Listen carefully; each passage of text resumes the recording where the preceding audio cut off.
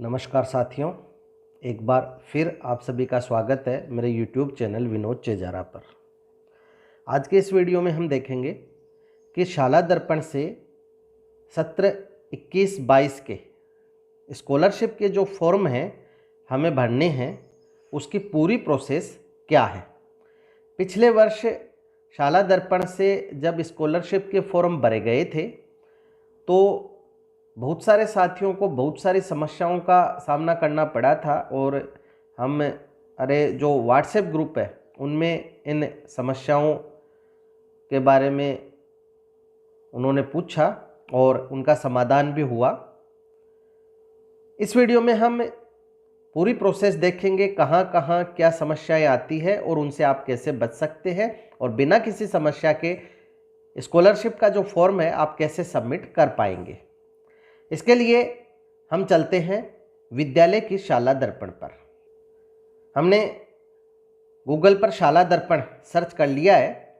यहाँ आपको एक टैब मिलेगी स्कॉलरशिप की। ये जो लाइन आगे सरकती जा रही है रेल के डिब्बों की तरह, यहाँ NMMS के बाद आप देख पाएंगे स्कॉलरशिप। इस स्कॉलरशिप पर आपको क्लिक करना है तो आप स्कॉलरशिप के एक नए पोर्टल पर पहुंच जाएंगे, जहां आप लॉगिन पर क्लिक करें। यहां आपको ऊपर ही ऊपर लॉगिन ऑप्शन मिल जाएगा और यहां आपकी लॉगिन आईडी व जो पासवर्ड है शाला दर्पण विद्यालय के जो है वही होंगे। हम इसको जो है विद्यालय की जो शाला दर्पण है वहीं से लॉगिन कर लेते हैं, जैसा कि हम हमेशा करते रहे हैं। लॉगिन पे चलते हैं और यहाँ विद्यालय की जो शाला दर्पण है उसको हम लॉगिन कर लेंगे। अब हम विद्यालय की शाला दर्पण के होम पेज पे पहुंच चुके हैं। यहाँ आपको योजनाएं जो देख रहे हैं, इस योजनाएं टैब पर क्लिक करना है। योजनाओं पर टिक करने पर आपको यहाँ छात्रवृत्ति ऑप्शन मिल जाता है। आप यहाँ क्लिक करें और इसमें आपको एक नया ऑप्शन मिल जाएगा, स्टूडेंट स्कॉलरशिप सेशन 2021-22। इस पर जब आप क्लिक करेंगे तो आप वापस उसी पोर्टल पर पहुंच जाएंगे जहां अभी हमने देखा था। अब हमें यहाँ गो टू स्कॉलरशिप पोर्टल, इस पर क्लिक करना है और यहाँ आपके सामने जो स्कॉलरशिप का पोर्टल आ जाएगा। अब यहाँ आपको लॉगिन नहीं करना पड़ेगा, हमने लॉगिन कर लिया है। यहाँ आपको अब सेलेक्ट करना है कि स्कॉलरशिप का फॉर्म आप किस टाइप का भरेंगे। तो सबसे पहले हम सेशन 21-22 सेलेक्ट करके और प्री मैट्रिक स्कॉलरशिप, यहाँ केवल आपको एक ऑप्शन ही देखने को मिलेगा। प्री मैट्रिक स्कॉलरशिप के फॉर्म हम शाला दर्पण या स्कॉलरशिप पोर्टल से भर सकते हैं। अब हम इसको सबमिट कर देते हैं। सबमिट करने के बाद यहाँ डैशबोर्ड में आप अपने विद्यालय का नाम, कोड, ब्लॉक, ग्राम पंचायत आदि देख पाएंगे। ये सही है या नहीं इसे आप चेक कर लें। और अब आप नीचे लेटेस्ट डाटा में total application, verified application, amount disbursed और टोटल स्कॉलरशिप, ये सब देख पाएंगे। ये अभी टोटल एप्लीकेशन है 0 आ रही है क्योंकि अभी तक हमने फॉर्म भरा नहीं है। बाईं साइड में आपको जो ऑप्शन मिलते हैं इसमें आपको dashboard, identification, fill application, allotment, submit application, application status, report आदि ऑप्शन मिलेंगे। यहाँ हम एक एक करके सभी ऑप्शन का उपयोग करते हुए फॉर्म को भरेंगे। तो सबसे पहले चलते हैं आइडेंटिफिकेशन पे। आइडेंटिफिकेशन को जब आप क्लिक करेंगे तो यहाँ आप देखेंगे सेशन ऑटो ही आ रहा है क्योंकि हमने पहले चूज कर लिया था। क्लास हम यहाँ से सेलेक्ट कर लेते हैं। आप जो है पहली से 10वीं क्लास तक के फॉर्म यहाँ प्री मैट्रिक स्कॉलरशिप पोर्टल पे भर सकते हैं। क्लास सेलेक्ट करने के बाद सेक्शन सेलेक्ट करें और स्टूडेंट टाइप में आप शो ऑल स्टूडेंट ही रहने दें। अब शो स्टूडेंट पर क्लिक करें।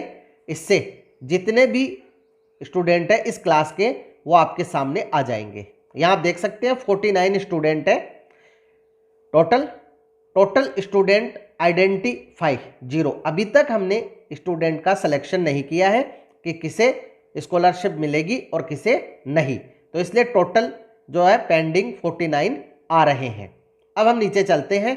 यहाँ आपको जो महत्वपूर्ण काम करना है वो ये है कि आपको यहाँ से स्टूडेंट का चयन करना है कि वो स्कॉलरशिप के लिए पात्र है या नहीं है।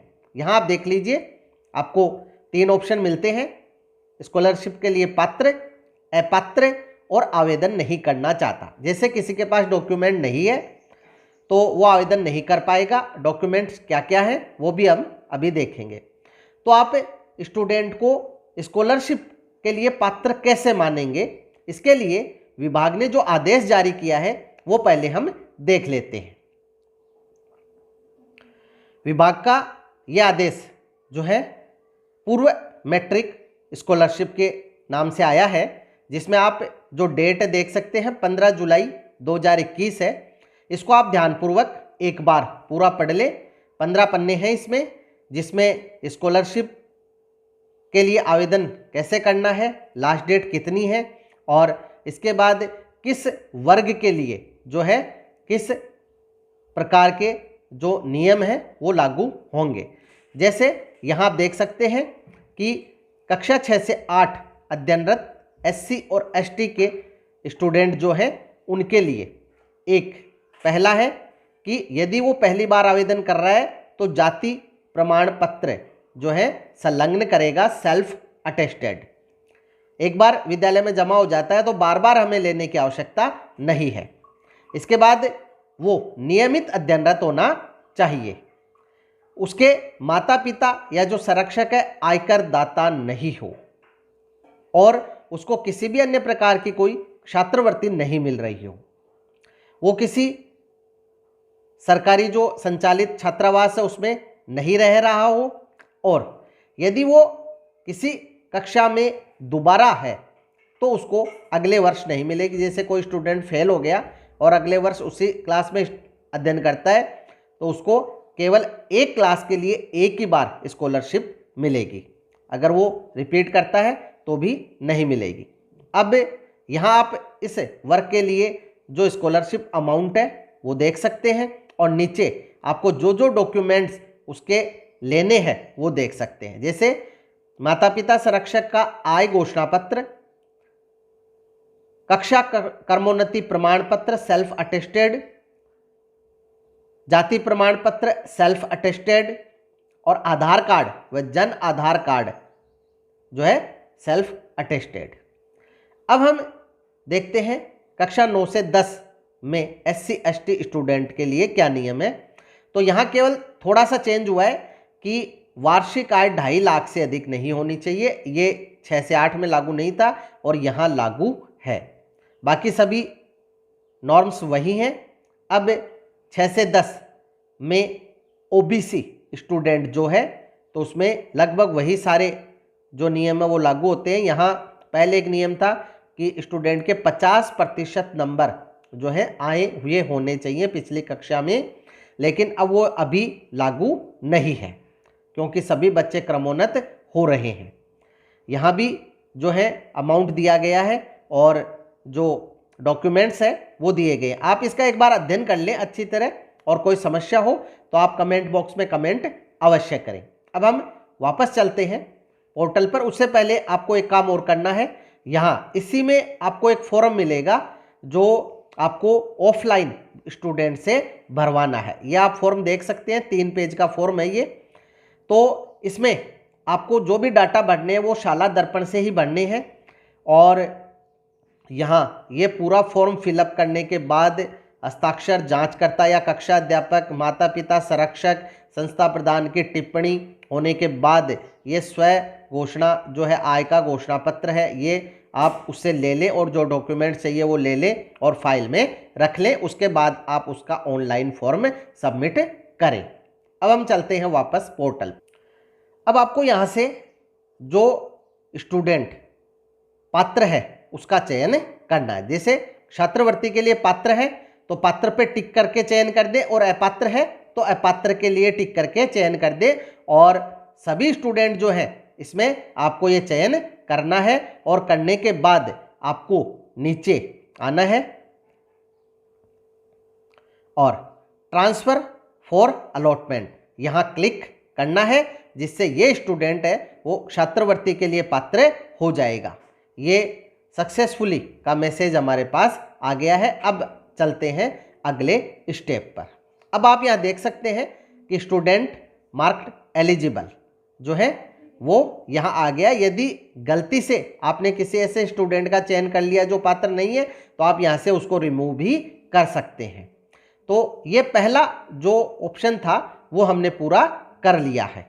यहाँ अब आप देख सकते हैं कि टोटल आइडेंटिफाई स्टूडेंट है उसमें 1 आ गया है।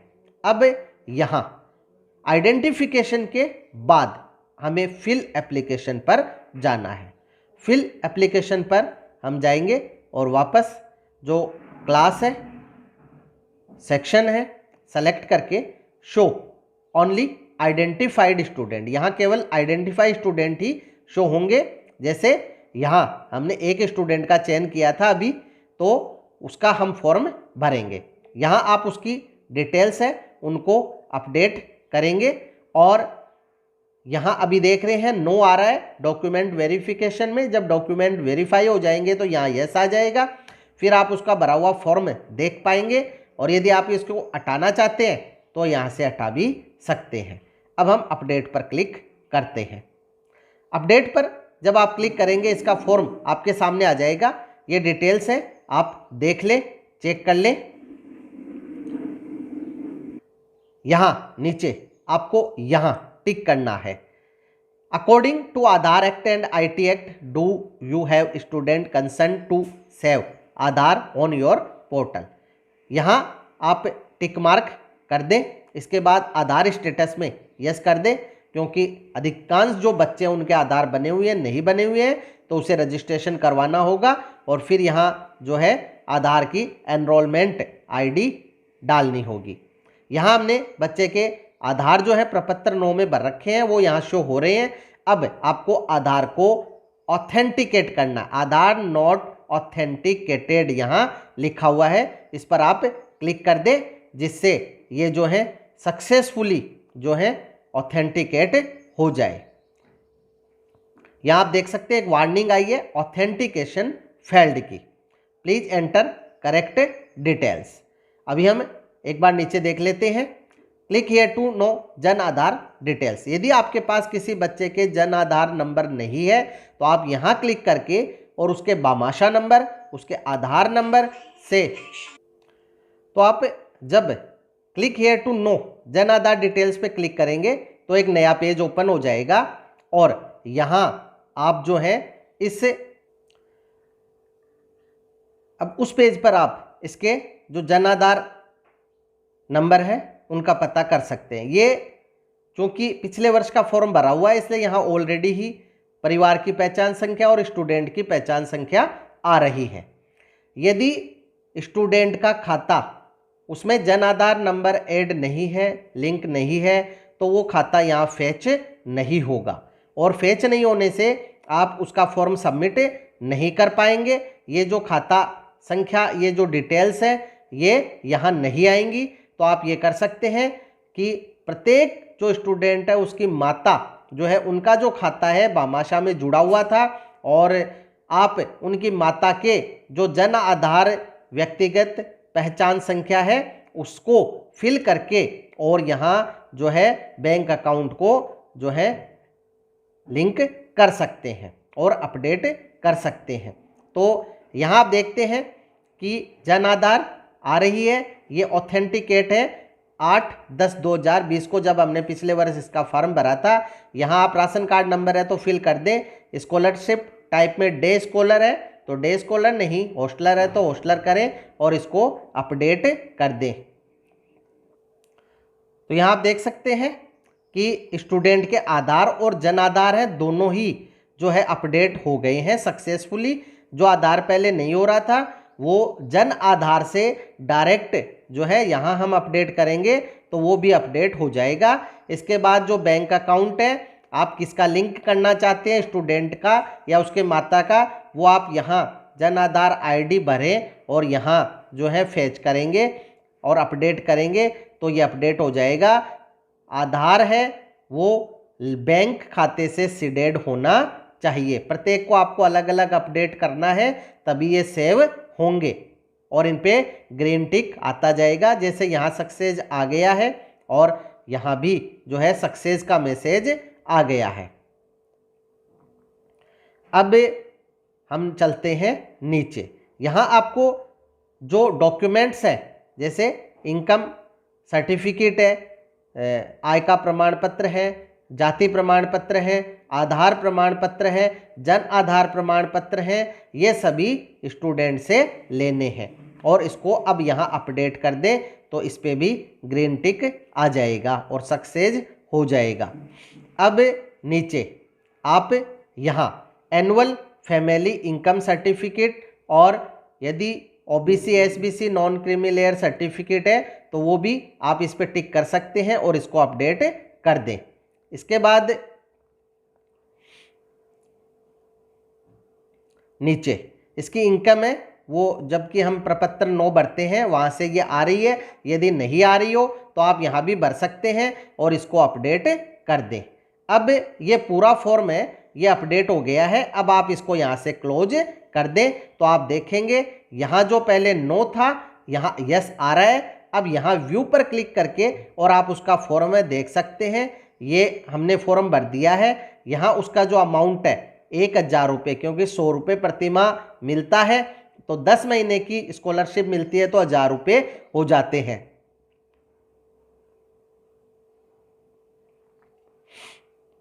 ये उसके पिछले वर्ष की जो डिटेल है वो आ रही है अंडर प्रोसेसिंग विथ DEO, अभी तक ये जमा नहीं हुई है, प्रोसेसिंग में है। अब हम यहाँ नीचे देखते हैं आधार इंफॉर्मेशन, आधार नंबर, ये सारी जो डिटेल्स है अभी हमने भरी थी और इनको वेरीफाई किया था। यहाँ आप इसको क्लोज कर दें। अब यदि कोई गलती हो गई है तो आप इसको यहाँ से रिमूव भी कर सकते हैं। अब हम चलते हैं तीसरी स्टेज पर, अलॉटमेंट। अलॉटमेंट में आप देखोगे यहाँ स्कॉलरशिप हमें कौन सी अलॉट करनी है, pre matric scholarship, pre matric scholarship SC और ST 6 से 8 अलग अलग है, फिर 9 से 10 SC ST अलग अलग है। अभी हमने जिस स्टूडेंट का फॉर्म भरा वो है pre matric scholarship for OBC student, इसको हम सेलेक्ट करके और शो डाटा पे क्लिक करेंगे तो उस स्टूडेंट का डाटा यहाँ आ जाएगा।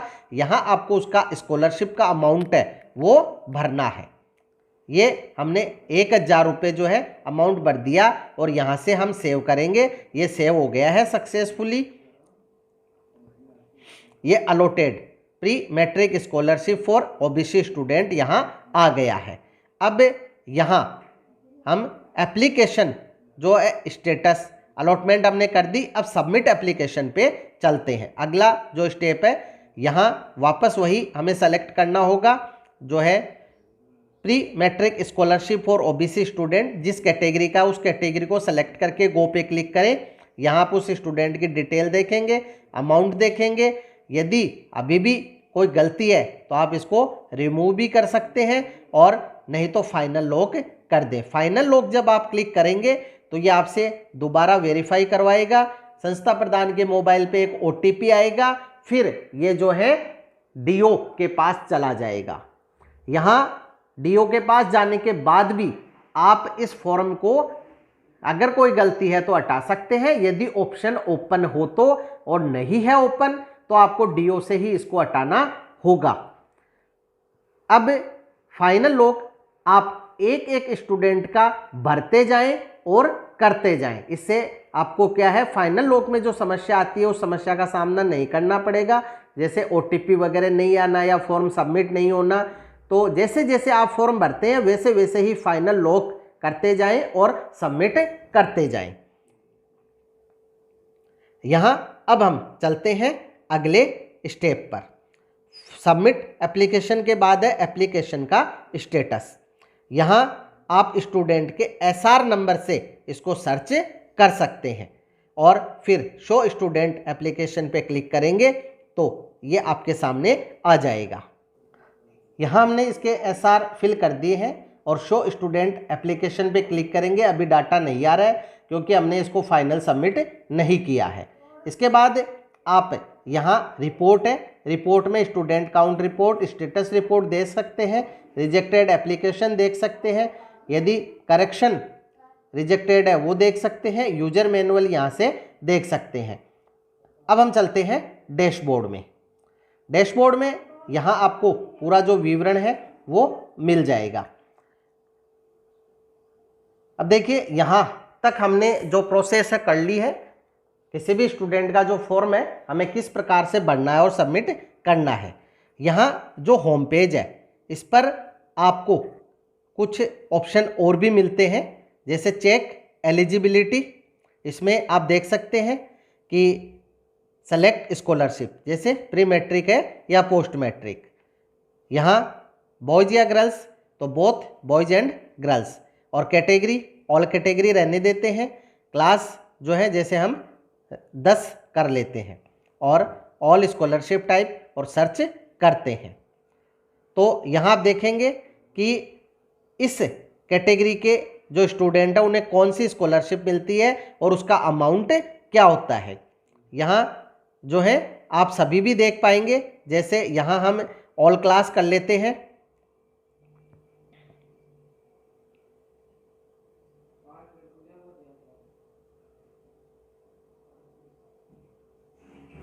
ये आप जो है पहली क्लास के लिए जो भी स्कॉलरशिप है वो देख पा रहे हैं। अभी हम आ गए हैं स्कॉलरशिप के होम पेज पर।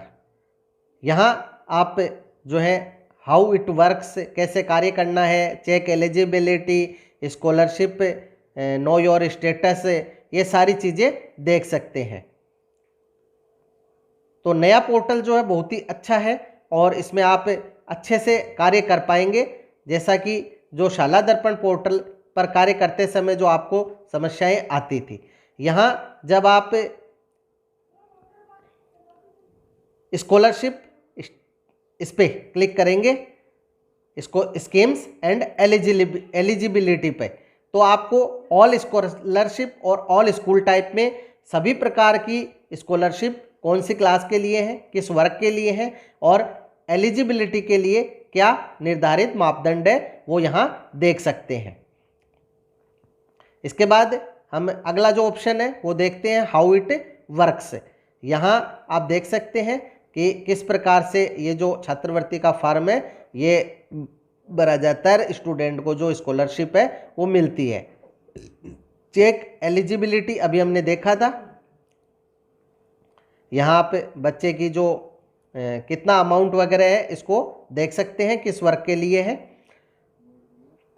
तो साथियों, इस प्रकार से आप शाला दर्पण से जो है स्कॉलरशिप के जो फॉर्म भरने हैं, चाहे आप शाला दर्पण पोर्टल को लॉगिन करके भरें और या डायरेक्ट स्कॉलरशिप पोर्टल को शाला दर्पण आईडी पासवर्ड से लॉगिन करके भरें।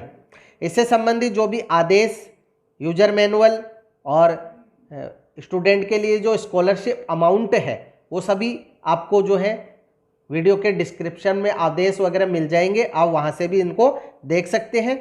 यदि फिर भी आपके कोई समस्या हो तो आप कमेंट बॉक्स में कमेंट अवश्य करें, आपकी समस्या का निश्चित ही समाधान किया जाएगा। वीडियो यदि आपको अच्छा लगे तो लाइक करें, शेयर करें, सब्सक्राइब करें और बेल आइकॉन को टिक करें ताकि नए वीडियो के जो नोटिफिकेशन है वो तुरंत आपको मिल सके। इसी के साथ आप सभी का बहुत बहुत धन्यवाद और मिलेंगे अगले वीडियो में।